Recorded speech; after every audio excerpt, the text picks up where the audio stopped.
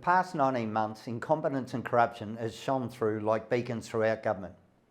And Australians have come to understand what it has created.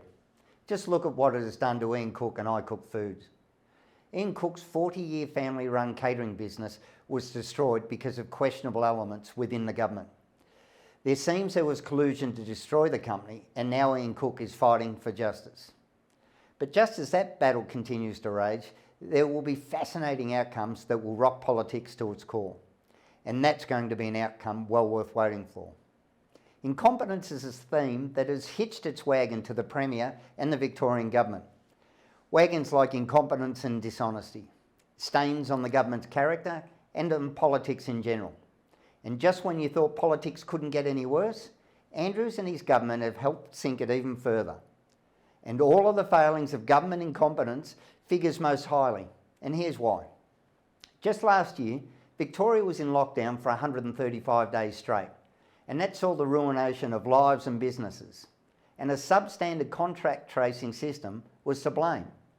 Now let's fast forward just 12 months and Victoria is once again in the grip of another major lockdown. A lockdown that could well exceed last year's 135 days straight that Victorians experienced. But the lockdown of 2021 highlights a different story with a similar theme.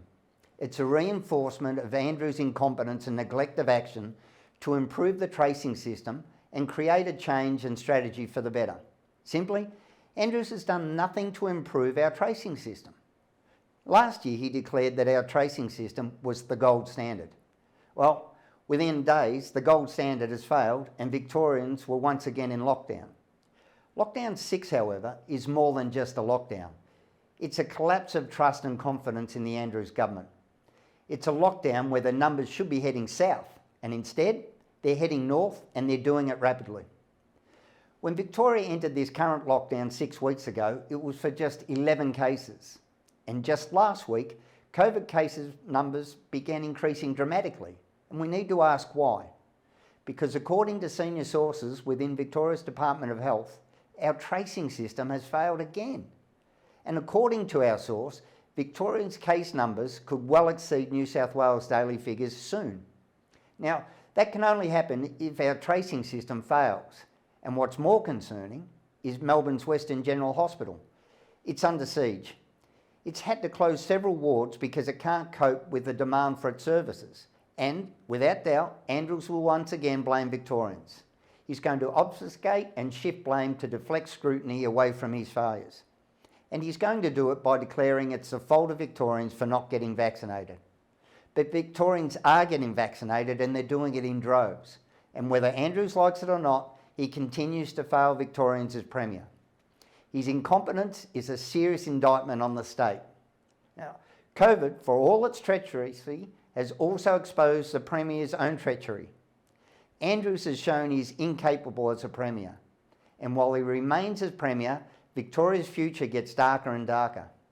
He actually had the temerity to lecture New South Wales Premier Gladys Berejiklian. He tried to counsel her on how to handle COVID. And yet, he's failed its management miserably time and time again. And now he's blaming the New South Wales Premier for accessing secret allocations for all the vaccines. It's petty by Andrews, but reflective of the buck passing for his incompetence. Gladys Berejiklian is an outlier trying something different. She seems to understand that she has to keep New South Wales' economy functioning, ensure small businesses thrive and not be destroyed, keep jobs secure, and give hope to the people of New South Wales. She's trying to balance the expectations of people while managing hope and reality. The New South Wales Premier has accepted that the time has come to try and learn to live with COVID. Not like Andrews. Andrews needs to clean up every aspect of his own premiership before actually pointing the finger and giving advice. Now, if COVID case numbers continue to rise, as they're expected to, Victorians could well face the prospect of being locked down indefinitely. And that may become another intolerable road to hoe. And a chain of events just may start to unfold that has already started to turn ugly.